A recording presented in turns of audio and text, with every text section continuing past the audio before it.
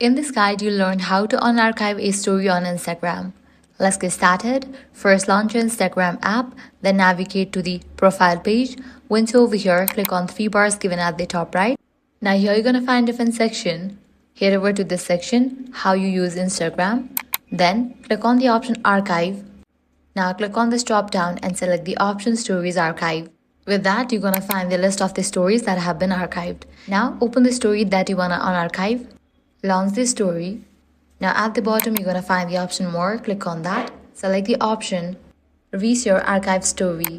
With this, the archive story will be reshared as a new story. Or next thing you can do is add the story to the highlight. For that, click on the option highlight. Give it a name. The story will be added in the highlight. So this way you can easily unarchive a story on Instagram. If this guide helped you out, do not forget to like, share and subscribe. Thanks for watching.